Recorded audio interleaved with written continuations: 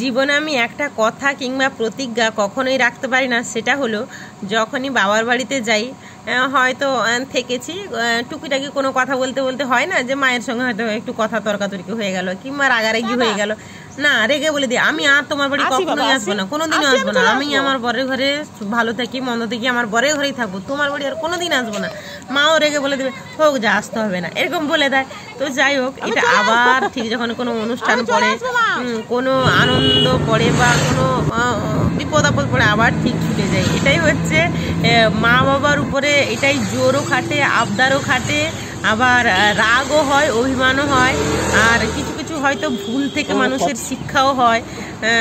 হয়তো অনেক আমি রাগের মাথায় উল্টোপাল্টা কথা বলে দিই, পরে যখন বুঝতে পারি যে এটা হয়তো আমার উচিত হয়নি বা ঠিক হয়নি, তখন নিজে নিজে অনুতপ্ত হই। তো যাই হোক, তোমাদেরকে এটা বলি, এটা হচ্ছে এগরা সুপার স্পেশালিটি হাসপাতাল। হঠাৎ করে বাবা অসুস্থ হয়ে পড়েছেন। অসুস্থ হয়ে পড়েছেন বলতে বাবার তো একটু স্ট্রোকের বা হার্টের একটু প্রবলেম আছে, যখন তখন অসুস্থ হয়ে পড়ে যান, প্রেশার লো হয়ে যান। মানে এটা ভগবানের অশেষ কৃপা যে বাবা মানে মেন্টালিটি এখনও ঠিক আছে। তো অনেক খোঁজাখুঁজির পর হাসপাতালের 4 নম্বর ফ্লোরে বাবাকে দেখতে পাই, খুঁজে পাই। আর মা কি কষ্ট করে নিচে বসে আছে, মানে এই দৃশ্যটা দেখলেই যেন চোখ ফেটে জল বেরায়। যে একজন স্বামী যাই করুক না কেন, যে স্বামীর প্রতি যে একটা স্ত্রীর ভালোবাসা না, সেটা বিপদের সময় বোঝা যায়। এটা কিন্তু স্বাভাবিক, তুমি হয়তো স্বামী স্ত্রীর মধ্যে রাগ ঝগড়া কতই কিছু হয়ে যায়, কিন্তু বিপদের সময়, স্বামীর বিপদের সময় যে একটা স্ত্রী কি করে পড়ে থাকে, সেবা যত্ন করে, সেটা একজন আমি আমার মাকে দেখে বুঝতে পেরেছি। মা হয়তো বাবাকে রাগের মধ্যে কত কিছু বলে দেয়, কিন্তু বাবার বিপদে মা যেভাবে রাতের পর রাত জাগে, যেভাবে ছুটাছুটি করে, মায়ের মানে কি বলবো, হয়তো সেটা বলেও বোঝানো যাবে না। তো বাবার জন্য একটু খাবার নিয়ে গেছিলাম, কেননা বাবা হাসপাতালে তো আছেন, হাসপাতালের খাবারটা অতটা বাবার রুচি আসছে না স্বাভাবিকভাবে, ওটা তো একদম সিম্পল পাতলার মতো। তো বাবাকে বলছিলাম আমি চিন্তা করো না, আমি তোমার জন্য খাবার নিয়ে আসবো। আর বাবা, আমি যখন যাই, বাবা সিটি স্ক্যান করতে মানে করার জন্য বেরিয়েছেন। মাকে দেখলে না আমার এত কষ্ট লাগে, বাবার জন্য এতটাই কষ্ট করছেন। তো যাই হোক, বাবা চলে গেছিলেন, আমি এইদিকে হাসপাতালে যে খাবারটা এসেছিলো সেই খাবারটা আনতে গেছিলাম। যে আমি বলছি না খাবারটা নিয়ে চলে আসি, কেননা বাবা চলে গেছে যেহেতু, আর ওদের সয়াবিন ছিল, ডাল ছিল, মাছের একটা ঝোল ছিল। তো যাই হোক, আমি যেহেতু বাবার জন্য খাবার নিয়ে যাব বলেছিলাম, ওই জন্য বাবার জন্য একটু কাটাকুটি করছিলাম। আর সকালে একটু মাছ এনেছিলাম, বাবা একটু ডাঁটা মাছ সবজি তরকারি এগুলো একটু খেতে পছন্দ করে। তো যাই হোক, কিন্তু বাবার তরকারিতে না একটুও ঝাল দেয়নি, কেননা এই অবস্থায় উনি ওষুধ খাচ্ছেন, ঝাল মশলা খাওয়াটা অসুবিধা হয়ে যেতে পারে। তো যাই হোক, টিফিন করে আমি এদিকে লাঞ্চটা রেডি করছি।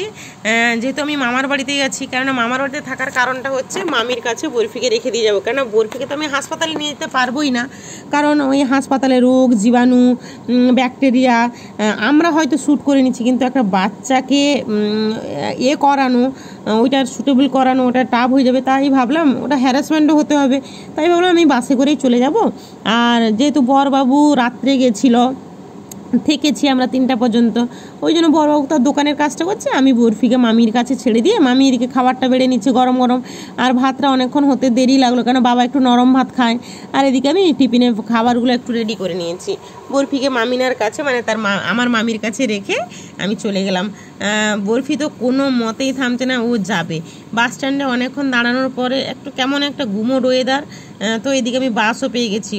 অনেকক্ষণ পরে বাসটা যদিও পেলাম, বাসে চলে গিয়ে বাবাকে খাবারটা বেড়ে দিয়েছি। আর বাবা সবগুলো মানে বাবার সিটি স্ক্যান করে আসার পর হাতগুলো ভালো করে ধুয়ে দিয়ে, আমি অবশ্য নিজেই ধুয়ে দিয়েছি পরিষ্কার করে, বাবা খেতে বসছেন। আর এটা হচ্ছে গত রাতের, মানে বাবাকে যখন ফার্স্ট রাত্রে দেখতে গেছিলাম 12টার দিকে, বাবার কাছে বসে আছি। আমি বললাম বসে থাকবো কেন, বাবার একটু পাগুলো মাসাজ করে দিই, একটু পাগুলো টিপে দিই। বাবা যে কি ভীষণ আনন্দ পাচ্ছে আমি হয়তো তোমাদেরকে বলে বোঝাতে পারবো না। বাবার পা হাতগুলো পুরো ঠান্ডা হয়ে গেছিলো।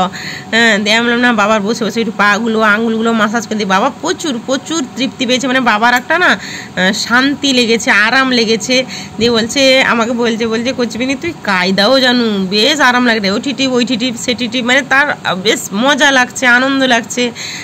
আগে আগে তো পরিশ্রম করতেন, খাটাখাটনি করতেন, আমরা ছোটোবেলায় টিপে দিতাম পাগুলো। এখন তো আর আমরাও চলে এসেছি, বাবাও কেমন একা হয়ে গেছেন। তো যাই হোক, আমরা বেরিয়ে চলে এসেছি।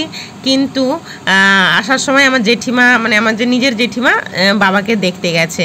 তো সেখানে একটু কথাবার্তা হলো, তারপরে মা আমাদেরকে ছাড়তে হলো। মায়ের একটা মজার কথা বলি তোমাদেরকে, মা আবার লিফটে চড়তে মানে ভয় পায়, কেননা তাকে কে ভয় দেখিয়ে দিয়েছে যে লিফট যদি কারেন্ট চলে যায়, বন্ধ হয়ে যায়, কিন্তু ফেঁসে যাবেন সেইখানে, কাউকে জানাতে পারবে না, দম আটকে যাবেন।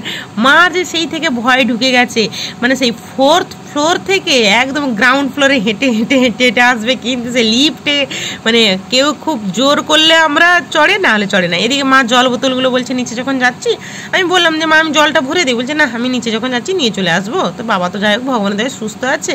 তো এটা হচ্ছে তার আগের দিন, যেদিন যাই রাত্রে 12টার সময়, এটা হচ্ছে সেই দিনেরই ক্লিপ। সেই দিনও বরবাবুকে নিয়ে যাইনি। তো তোমরা সবাই প্রার্থনা করো বাবা যেন আবার আগের মতো সুস্থ হয়ে যায়। সবাইকে অসংখ্য ধন্যবাদ।